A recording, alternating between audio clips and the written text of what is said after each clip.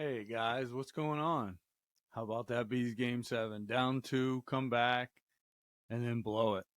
I hate to be a hater, but they blew it. That's one of the biggest chokes I've seen in a long time.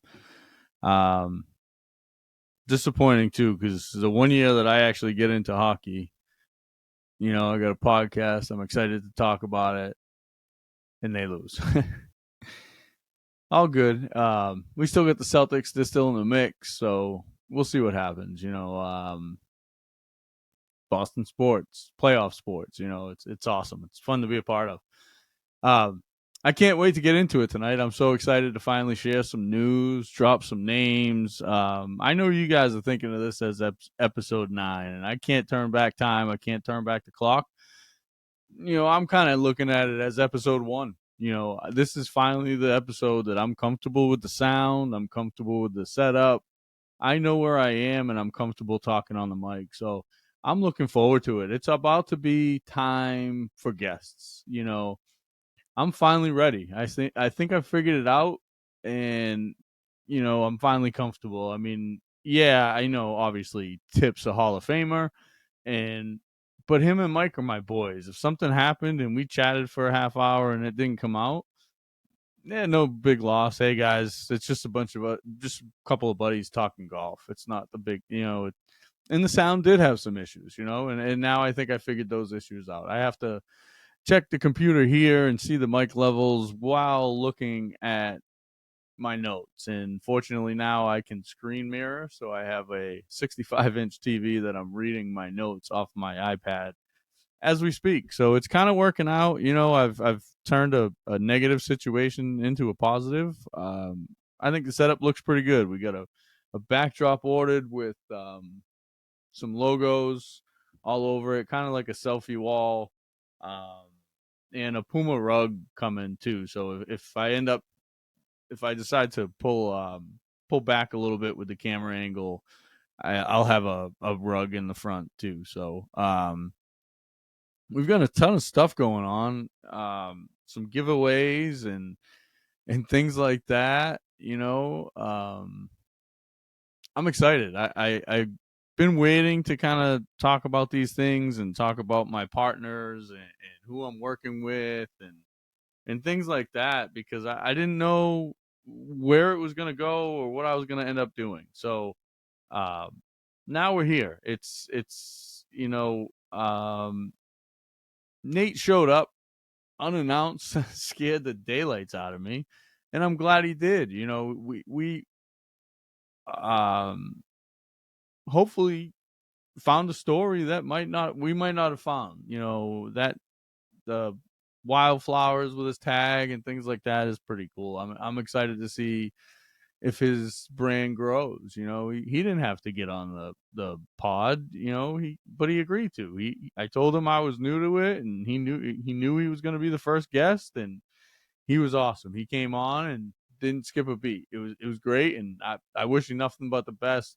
Um, when he gets his sizing figured out, we got a couple T-shirts we're gonna give away, and we're gonna do everything we can to support him. So, Kobe and Tyler are exactly the generation that needs to listen to this type of podcast. They're just starting to golf. Kobe's been playing for a while, but he's really starting to take it serious now. And Tyler, same thing. He's been, you know, he's dove in. Neither one of those guys are shooting numbers. They're shooting in the 90s, maybe not breaking 100, but they're the demographic that needs to be heard on a podcast. How many people are talking about them?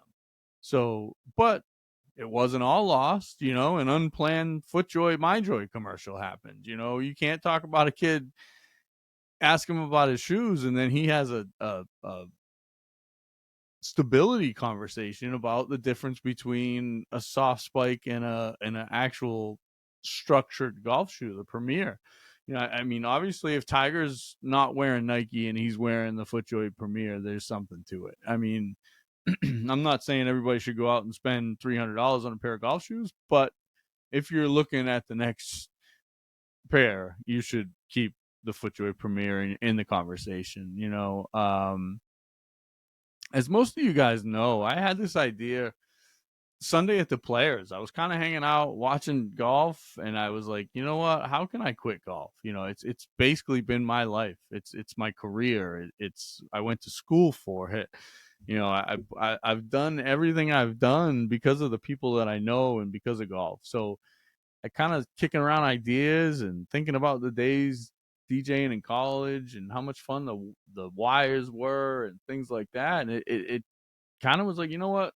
Let's make it a fun hobby. If anything, maybe it turns into an online resume um, that somebody might see and say, wow, this guy's got some creative ideas. So it was just one of those things where I'm just like, let's see. Well, let's see where it goes. And man, it's become so much more. It's become therapy for me. You know, most of you guys know there's a lot to the story the last few months, and I'm not going to go into details, and I'm not going to be woe is me, but you know, my life changed last summer and fall, you know, drastically. And one of the final pieces of putting that part of my life behind me happened this morning. I woke up and I knew I was going to call him. I knew I was going to plan it. And I started bawling my eyes out because it was the day I was going to go to the storage unit and get Bogey's chair.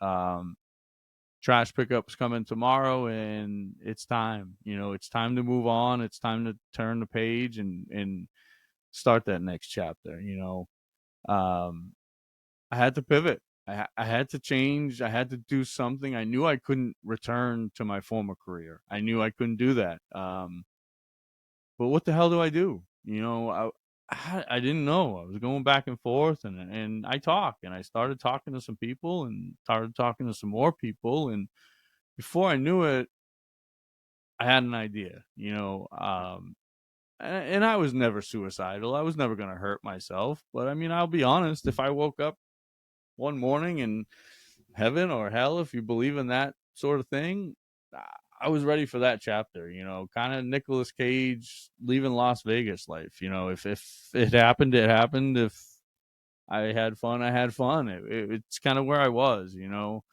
um, so when I came to, I woke up. I was living with my parents, collecting unemployment, thinking about what's next. You know, I planned on going to Florida. Unfortunately, the tires that I had ordered for my Jeep were back ordered. By the time they came in, I kind of got into the podcast thing, so it wasn't probably an option anymore. It may still be in the future. You know, in 2014, I started a blog called The Angry Golfer. It was sarcastic and it was meant to be funny and fun, and it was kind of just my way of venting about everything I hated in the golf business. You know, I had forgotten all about it until about November, and while I was in at my darkest, I started writing. You know, I wrote my story. I wrote about my life struggles, and it felt good, and it evolved into something more. It was, you know, it became my way to release the anger that I felt watching people unqualified just try to get involved in something that they don't know how to do. You know, why are you getting involved in a private country club? It's not what you do. Hire the people to do a job and stay out of their way. You know, too many clubs that I used to hold in high regard are just becoming either semi-private or privately owned or just a different place than what they originally were and what they're supposed to be. And it's frustrated. You know, my delivery was angry and it was unproductive. You know, while I don't care about that club anymore, I'm not there anymore. And the two dopes running the place have no clue. They're in industries where the bottom line is the only thing that matters. You know, they make excuses to cover their mistakes. They never own up to anything. You know, the only employee that's left is the only guy that's not really that great at his job. It just baffles me, you know. And I don't mean to let the guy go or throw the guy under the bus, but how many times are you going to cover for the guy? You know, he doesn't punch and he doesn't sand. So, of course, when he waters, there's a drainage problem. He doesn't play golf, so he doesn't understand how much the golf course changes when you water mid round. You know, I use the analogy. Would you go to a steakhouse if the chef was a vegetarian? No. You know, you got to taste the food. And if you're not going to taste the food, you better listen to somebody that does, right? You know, there's people around that say, hey, look, the golf course is soft and slow. You need to punch. You need to do these things. And then when they finally realize, okay, I guess maybe he's right, but we're not going to give in to him because then it makes us look like we don't know what we're talking about. So we're going to start on the fairways instead of the greens. It's you can play the ball up in the fairways, you can't on the greens. But again, I'm not going to go down this road because you know so many clubs have these issues, but it's usually because it's guys that are unqualified that hire guys that are qualified, and then they butt heads with those people because they tell them they're wrong. It's just frustrating. It happens at every club, and it's just frustrating, and it's why people are leaving the golf business in droves. It baffles me how like this happens. You know, one of the things that drives me up a wall the most about my former club is a group of members pulled their money together and hired a consultant, Brad Klein. He's an expert. If you Google his name, he's Golf Digest, Worcester Country Club, Long Meadow. I'm trying to think of all the places he's done, but it's crazy. His resume speaks for itself. You know, something they discussed in the Klein report was less mowing, more rolling, because that's the new trend. And you do that by having a separate roller, a big heavy roller, watering less, so the grass grows less. It's something that's discussed clearly in the Klein report, and they just ignored it. And it's funny how few amount of members saw that report. So if anybody's looking for that report, info at almeidagolf.com. I have it. I'll send it to anybody that wants it. It's just crazy. And then you get Dumb and Dumber distracting your attention with pizza ovens and root groomers and all these bullshit things that don't solve anything but create a magic act where you guys don't see what's going on anymore. All right, enough about that. Enough about my former club. I'll never talk about it again. You guys want to give those guys ownership of the club without having to buy it? That's your case. I mean, your president currently has full reign, gets to do what he wants. Nobody questions him. Nobody checks him. You may as well give him the club and call him the owner. It's that simple. It's being run like a privately owned club where bottom line is the only thing that matters, and the one thing that's losing every time is the members. Okay, I'm done. Vent over. Angry Golfer is dead. Well, hypothetically. All right, enough of the negativity. This is a fun show. I'm excited. I can finally announce some guests, and I can finally name drop and talk about some people I'm going to have on and talk about some sponsors we got going on, and I'm excited. So, as planned, this is my last Sunday night show. We'll go on one night a week from now on. I'll record sometime throughout the week. I'll edit it and I'll put it up kind of like I've been doing for the Friday show. Sometime Friday night into Thursday night into Friday morning.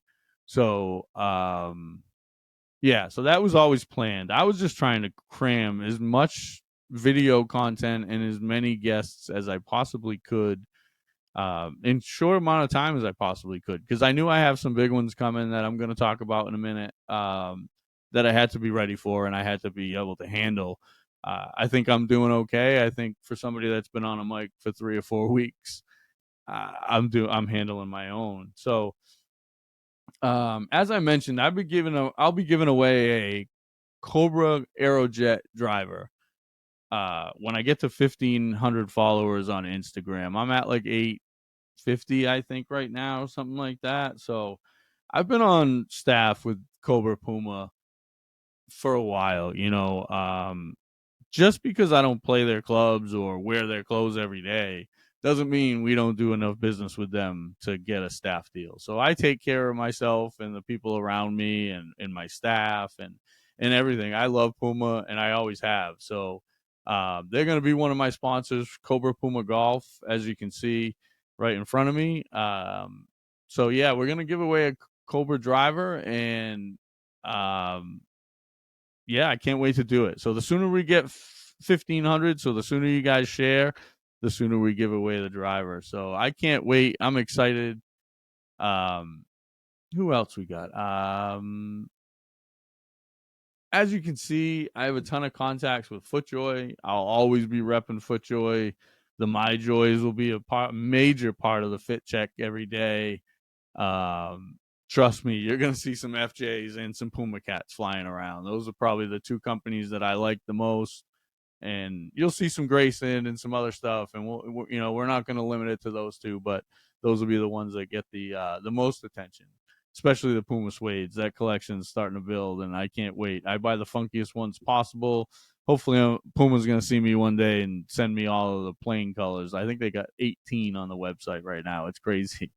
Um, but yeah, who else we got? We got Ben Showman from Cobra. He's out on the tour van.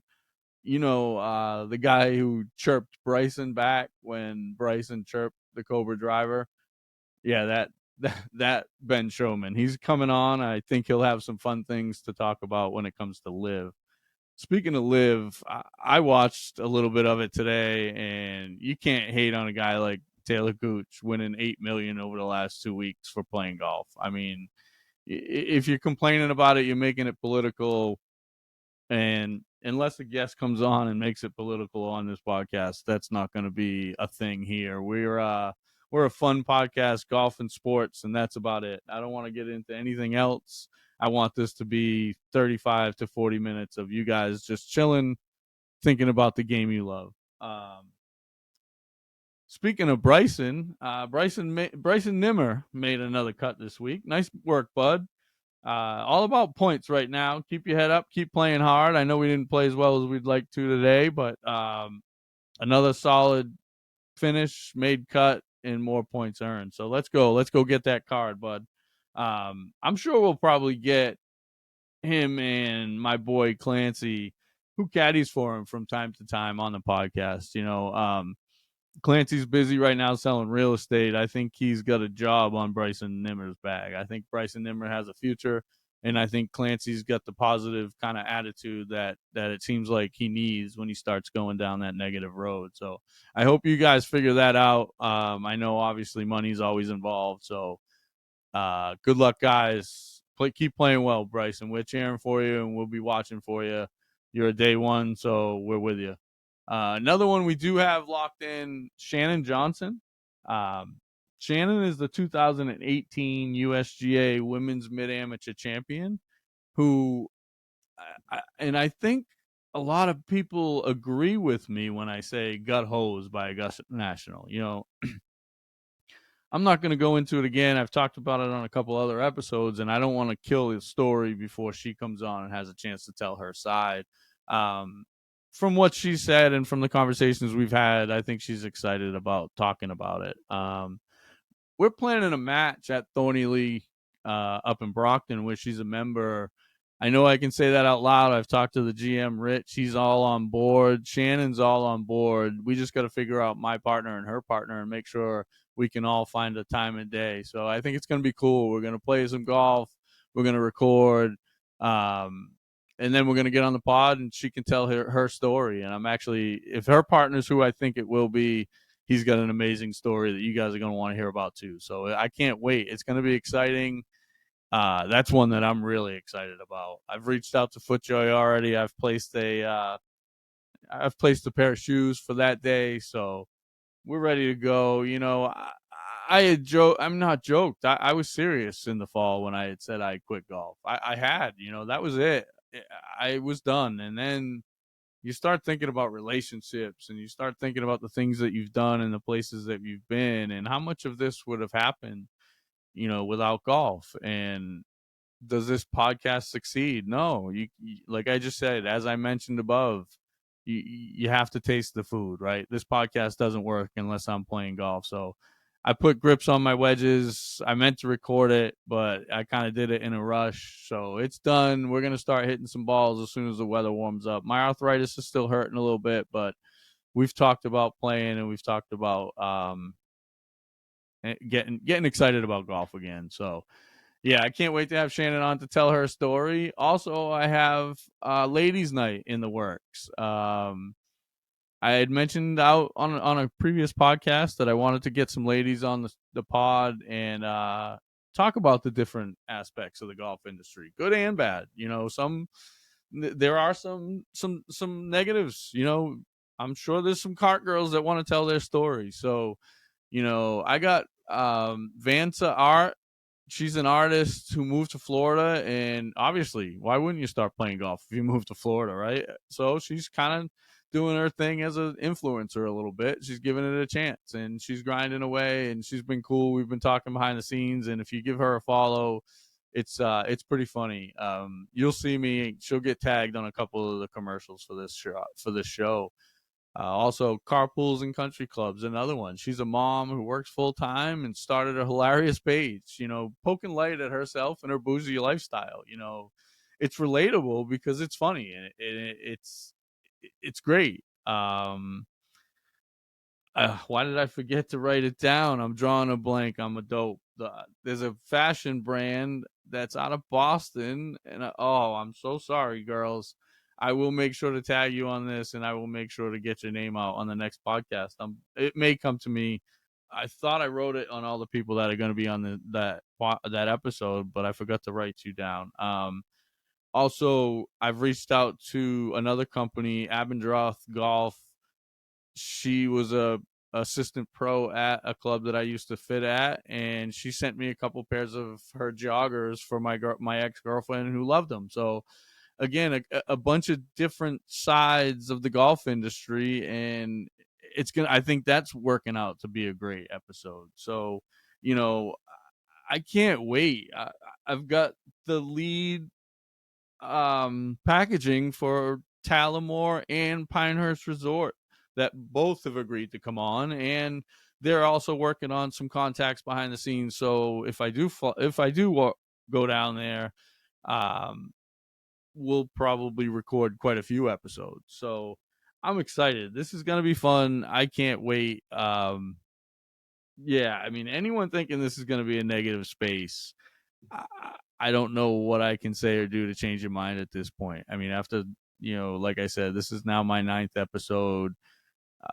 I don't know how many of my quote unquote friends passed around some of the test videos that I've made. Yes, I kind of made some jokes that were angry and you know, targeted some people specifically by name, and I would never do that publicly, and that's not my style. So to any of the sponsors and the golf pros that were like, I don't know how crazy you're gonna be. I'm not gonna be crazy. I don't want to be crazy. I want this to be fun. This is gonna be a fun hobby. You know, I tagged my buddy Juan yesterday from Prestige Golf in Miami. You know, he's at DJ Khaled's house watching him hit balls into a net. You know, me and Juan were top 25 club fitters in the country for Titleist, and they flew us out to California and put on a huge spread for us. It was amazing. It was an awesome week. We picked each other's brains about fitting and our techniques and what shafts we liked and what we didn't like and why we did the things that we did. And when the round table came and I spoke, you know, the room stood at attention. And when Juan spoke, he got the same respect because it was 25 of the best in the country, and we all respected we all respected each other and what the other one had to say. So, you know, that's kind of the way it's been going with the podcast. It's except for the guys from Barstool, everybody has been unbelievable. And anybody who thinks I went at those guys on purpose is crazy. If you listen to the video, it was a joke. I put the X out on the Barstool logo to see who watched the video and who didn't. Obviously, if you called me saying, "Oh, you went at Barstool," come on, dude. Like, I have 700 followers. They have 7 million. Do you really think I'm going to challenge those guys? And if I was going to go at any of them, I have a personal relationship with Ryan Whitney. If he didn't reach out, or if he doesn't reach out to help, that says more about him than it does about me. Because anybody that worked with me at any of the places that I worked at, no, I bent over backwards for customers. My customers were the favorite people. They were the best part of my job every day, taking care of guys and seeing the results of fittings, and um, it was cool, and it's fun to look back on, and it's fun to talk to those guys. So I obviously Ryan has an open invite to come on the podcast anytime. Speaking of where I'll see him and talk to him, we'll be at Mass State events. I'll start playing some tournaments, and I'm trying to find where I wrote it because I got ahead of myself a little bit, but there it is. I can officially announce that my next guests Monday night, I will be interviewing Steve Tasho and Thomas Harrison, coming in to discuss their win in the Mass State Floorball this past week at Hyannisport.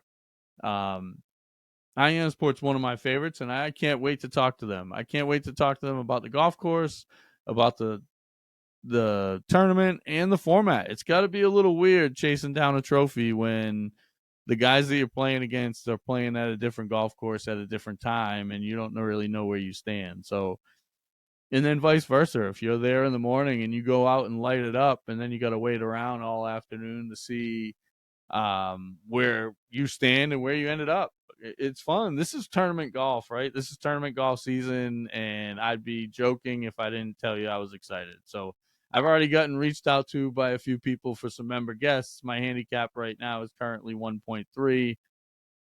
I'd say for the most part, I can play to it. We could probably massage it maybe up to about 2.5, and we'd be a little more comfortable. But yeah, I mean, I'm on the market. I'm ready to go. I'm ready to play some golf. One of the people that's been grilling me and trying to get me going is Scott from 617 Golf. We're gonna do a range night up north of Boston. Um, he keeps giving me half the details, and I guess the range is telling him not to advertise yet because they're afraid it might be a little too busy. So we're kind of in the mix up and down about what to talk about with that one. So I think in the meantime, I may just show up at Granite Links one night. I know Titleist does their nights on Monday nights. So I may go up there and say hello to the fitter and watch him do some fits and talk to the guys that got fit when they're done. Um, but we'll see. That's all in the future. I don't know where we're gonna go, what we're gonna do. I do know golf will be involved, and I'm ready. I'm ready to go. I placed an order for some golf balls, and I gotta figure out a couple things here and there, where to play, and where to join, and where I'm gonna be working. So we'll see what's going to happen going forward. I know club fitting will be a small part of my life for now. I'm not ready to jump in full 100% yet. I will be soon, maybe next year. Who knows? Maybe pod slash club fitting slash learning center. We got some things in the works. We got some conversation with some people. Um, I'm excited. I'm back. I'm starting to feel myself again. I'm starting to get my swag back. Um, Life comes at you fast, right? They say that commercial, but I'm a grinder. That's where the car studio came from. This has been fun learning behind the scenes, the sound. I wanted to learn it my way, in the 90s way, the digging in the crates way. Now that I did that, now I'm going to do the cheat codes. I got the Riverside app. I got the extra, all the USB ports you can ask for. I got the extra long cord for the camera for the iPhone. I have people reaching out to me telling me I could use their simulator whenever I want. I got a guy, like I said, making I guess they call it a selfie wall that will cover behind me. Yeah, we're gonna do some things to make this look good, and even if I do find, not if, but when I do find my new place, wherever it'll be, this might end up being my studio. This is a spare bedroom at my parents' house. I can go pretty much in and out. It's almost like its own apartment. I have a bathroom up here, and this may end up staying with my studio as my studio. And if it does, then I can put some more permanent pieces in place and maybe even step up the production a little bit. We'll see where it goes. Again, as of right now, this is still just a hobby. I haven't earned a dime from it, but as I was explaining to my parents earlier today in the most eloquent way, you know, this podcast hasn't even cost me one hand of Jack yet when I'm at my worst. So, that's a joke. Clearly, I'm not a gambleaholic. I stop on my own, but when I get on my runs, I get on my runs, and it gets aggressive. So, there's definitely been some changes to my life. There's definitely been some changes to my lifestyle, but we're making the best we can out of a bad situation, and this is the best way I know how right now. Getting things off my chest and talking to my friends. The other night with Tip and Mike and then Kobe and Tyler. Not to take anything against Nate. I didn't really know Nate. So we've actually been talking behind the scenes, and the personal relationship and connection is actually growing. So that's another positive side to the internet. So this has been awesome. It's been such a great ride, and I'm about to wrap things up. I know this is a short episode, and like I said, I'm going to be one episode a week going forward, and hopefully for the next at least 6 or 7 weeks, you won't hear just me by myself. And as I get more and more into guests and sponsors and money and things like that, you will see the production level of this step up. I figured out YouTube last night. It was a stupid mistake. It should have been simple. When I publish, I assume when I hit publish on Riverside, that saved it to my computer, and it didn't. So when I published it, it was going on the podcast, but I didn't have the file to download onto YouTube, and I couldn't figure it out. So I figured that out last night, and now we're good to go. So from now on, YouTube, Spotify, Google, Amazon, and Apple, you will be able to listen to me pretty much anywhere you want and watch me pretty much anywhere you want. And I'm trying to figure out Xfinity now, so hopefully you'll be able to say into your voice, Mike, YouTube Calling in Favors episode 8, and she'll be able to find it for you. So we're working on all these things behind the scenes for you. That's why I want to go down to one episode. I want to have some time to play golf, to practice, and to get all of those things figured out behind the scenes. So it's been awesome. It's been a blast. Thank you guys so much for the support. I can't wait to see where this goes. I'm blown away by the 2,000 views on videos, and I'm not just talking on TikTok. I did an ad this weekend, and that's probably going to get about 12,000 views.